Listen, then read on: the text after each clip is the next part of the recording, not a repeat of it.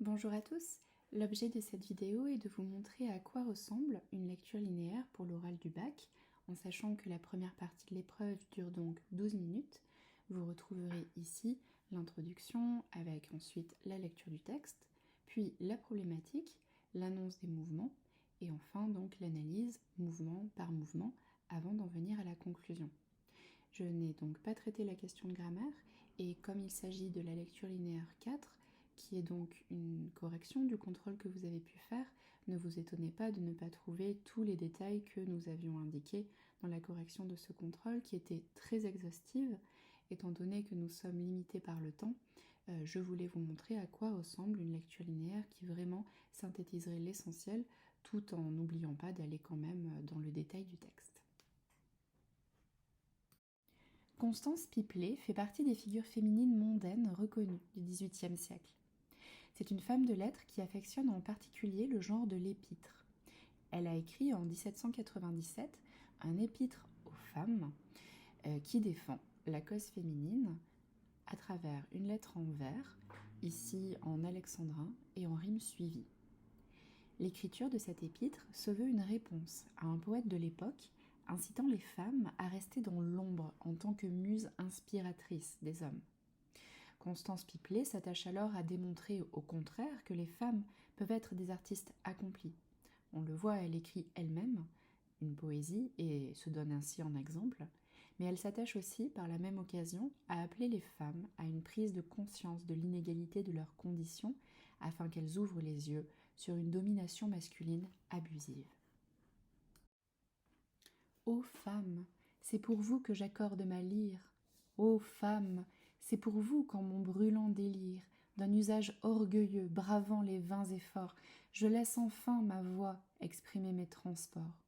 Assez et trop longtemps la honteuse ignorance a jusqu'en vos vieux jours prolongé votre enfance. Assez et trop longtemps les hommes, égarés, ont craint de voir en vous des censeurs éclairés. Les temps sont arrivés, la raison vous appelle, femmes, réveillez-vous et soyez dignes d'elle. L'homme, injuste, jaloux de tout assujettir sous la loi du plus fort, prétend nous asservir. Il feint dans sa compagne et sa consolatrice de ne voir qu'un objet créé pour son caprice. Nos talents, nos vertus, nos grâces séduisantes deviennent à ses yeux des armes dégradantes, dont nous devons chercher à nous faire un appui pour mériter l'honneur d'arriver jusqu'à lui. Il étouffe en nos cœurs le germe de la gloire, il nous fait une loi de craindre la victoire. Pour exercer en paix un empire absolu, il fait de la douceur notre seule vertu. Qu'ai-je dit, la douceur? Ah, nos âmes sensibles ne lui refusent pas ces triomphes paisibles. Mais ce n'est pas assez pour son esprit jaloux, c'est la soumission qu'il exige de nous. Ainsi, nous étudierons comment cette satire poétique dénonce une tyrannie masculine et invite les femmes à une prise de conscience indignée de leur soumission. Pour cela, nous verrons dans un premier mouvement des vers 1 à 10 l'appel qui est fait au réveil des femmes à une prise de conscience de leur statut. Dans un deuxième mouvement des vers 11 à 26, nous étudierons la dénonciation qui est faite d'une domination abusive de l'homme, souhaitant rabaisser les talents et capacités féminines. Et enfin, dans un dernier mouvement des vers 27 à 34, nous verrons comment Constance Pipelet s'appuie sur la nature pour justifier le blâme qu'elle fait de l'homme. Ce premier mouvement s'ouvre sur deux apostrophes mettant en valeur les destinatrices de ce poème, les femmes. Ô femmes, on repère ici l'usage de l'interjection tragique ô qui vient donner un ton très solennel au propos. Ainsi, le parallélisme de construction c'est pour vous qui est répété à deux reprises, c'est pour vous que j'accorde ma lyre, c'est pour vous que je laisse enfin ma voix exprimer mes transports, met en relief avec le présentatif cette adresse directe aux femmes, l'hommage qu'elle leur rend, et en fait on voit bien qu'elle leur dédie sa poésie. D'ailleurs, cette proximité avec les femmes, désignées en tant que communauté, ici féminine, repose sur l'usage de la deuxième personne du pluriel. Vous, vos vieux jours, votre enfance. On voit qu'elle a avec ces femmes-là un lien intime, personnel. Elle se fait donc la porte-parole de leur cause, et c'est d'ailleurs le registre lyrique qui met en valeur cette idée-là. Il repose non seulement sur les marques de première personne, très présentes dans ce premier mouvement, j'accorde, je laisse, mon brûlant délire, ma lyre, mes transports.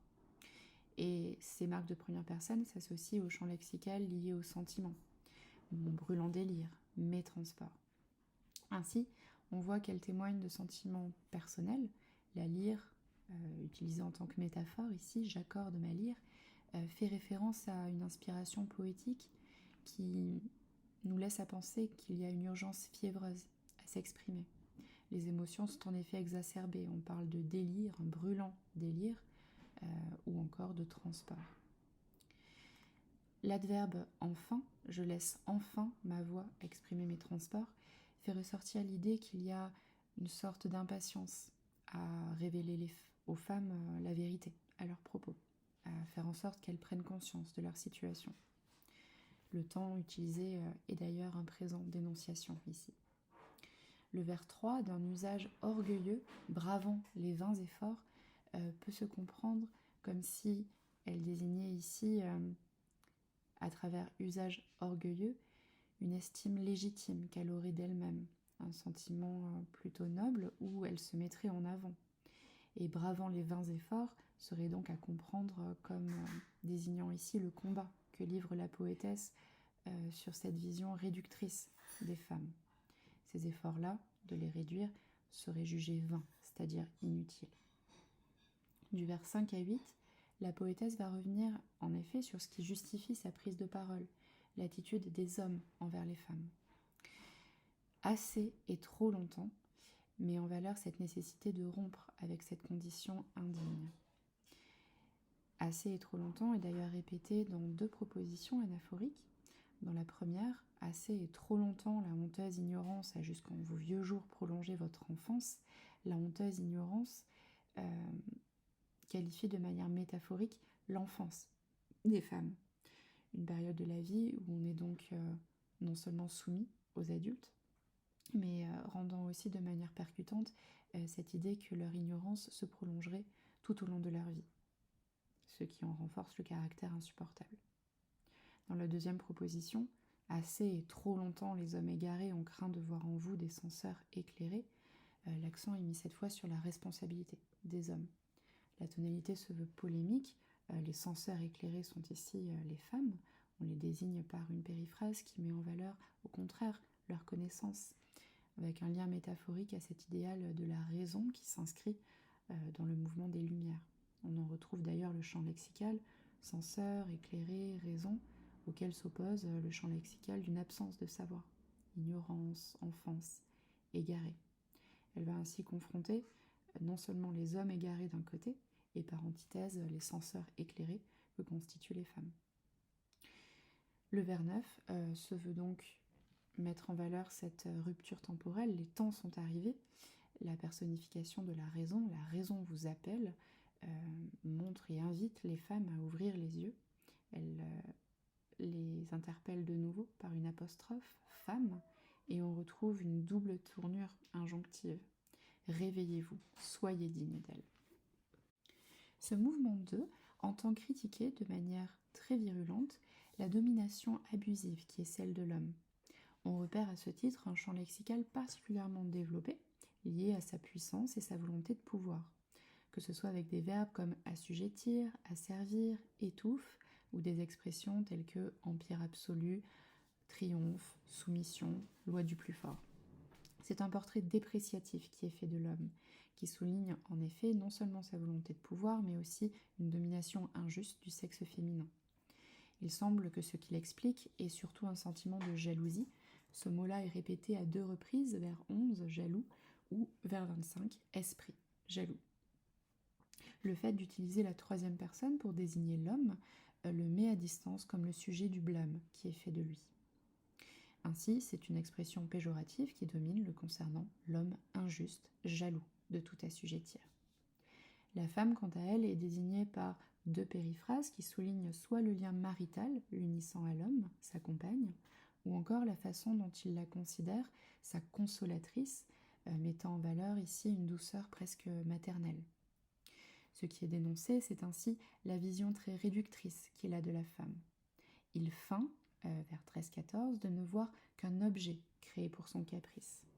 Le verbe feindre montre non seulement l'hypocrisie masculine, mais on voit aussi à travers l'expression un objet créé pour son caprice et l'usage de la négation restrictive que finalement la femme n'est réduite qu'à ça.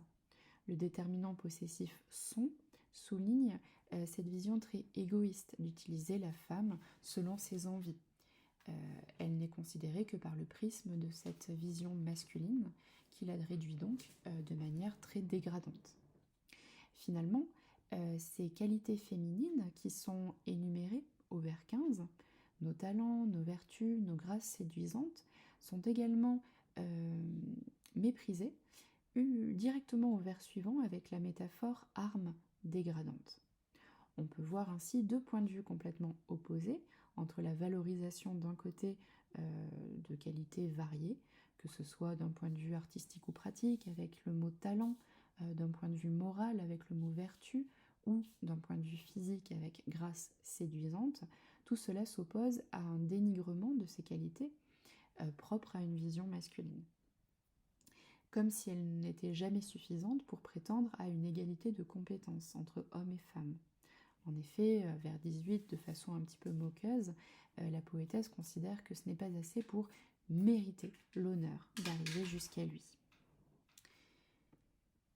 De plus, pour renforcer encore cette vision méprisante, on retrouve au vers 19 une métaphore filée liée à la germination, avec cette expression « il étouffe en nos cœurs le germe de la gloire ».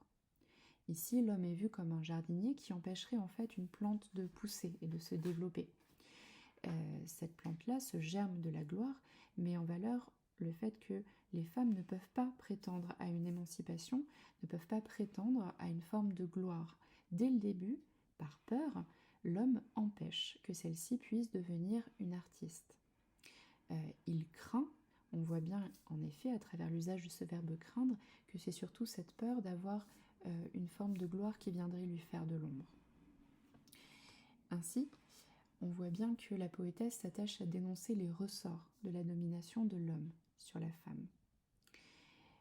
À ce vocabulaire très tyrannique qui le concerne, s'oppose par effet de contraste l'image plutôt d'une douceur qui concerne les femmes.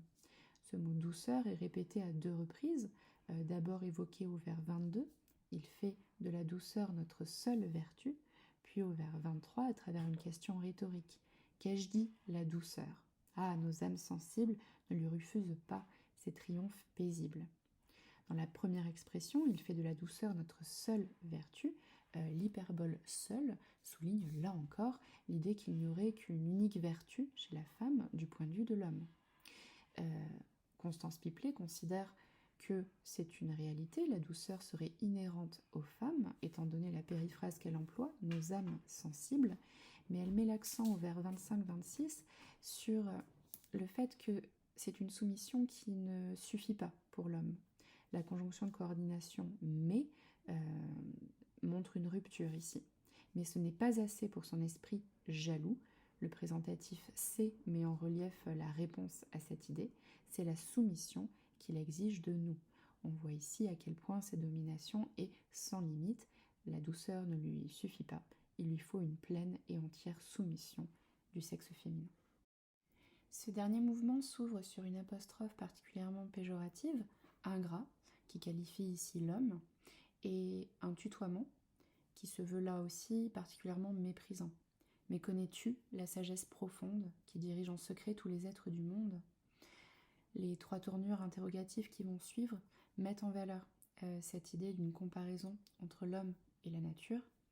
Elles sont renforcées par l'anaphore « voyons-nous » qui est répétée à deux reprises. Ainsi, le champ lexical de la nature est particulièrement présent. Êtres du monde, bois, vallons, montagnes, lions, aigles. Elle donne en effet deux exemples en particulier d'animaux, le lion, un animal terrestre, ou l'aigle, un animal céleste, tous les deux des prédateurs, et montre que les deux ne se comportent pas de manière irrespectueuse envers le sexe féminin. En effet, c'est plutôt l'harmonie naturelle qui ressort. Cette sagesse profonde liée à la nature, on aperçoit ici d'ailleurs une personnification, est mise en valeur. C'est vraiment une harmonie qui règne, tous suivent en paix l'instinct de la nature, et les femelles sont qualifiées de manière méliorative à travers des périphrases comme leur compagne ou qui mettent en valeur l'attachement entre mâle et femelle, l'aigle qu'il chérit. Ainsi, on renforce une tyrannie de l'homme qui est la seule exception dans ce règne-là et montre qu'il n'est donc pas légitime dans la domination qu'il exerce sur la femme. Le vers final met en valeur d'ailleurs cette thèse de manière percutante, avec une structure de phrase qui repose sur un parallélisme de construction. L'homme seul est tyran, l'homme seul est parjure. On retrouve deux termes donc péjoratifs, tyran, parjure, auxquels s'associe une hyperbole, seul, et un présent, à valeur de vérité générale. Ainsi, l'homme fait figure d'exception au sein de la nature, il est l'unique coupable aux yeux de Constance Pipelet. Ainsi, à travers ce vibrant appel à l'éveil des consciences, Constance Pipelet utilise son poème comme un instrument de persuasion pour faire le blâme d'une domination masculine tyrannique qui soumet les femmes dans une position d'infériorité, rabaissant leurs talents, les réduisant à n'être considérées que dans l'ombre des hommes. Elle cherche donc à provoquer l'indignation des femmes face à l'ignorance dans laquelle elles sont maintenues, comme pour mieux les encourager à s'émanciper de cette domination qu'elles jugent illégitime. Même si le ton se veut moins ouvertement revendicateur que celui par exemple d'Olympe de Gouges, ces deux femmes s'inscrivent cependant dans la lignée d'une pensée des Lumières, critiquant l'injuste assujettissement des femmes et prônant une égalité des sexes. Elles interpellent directement les femmes et font de la domination masculine un portrait particulièrement accusateur.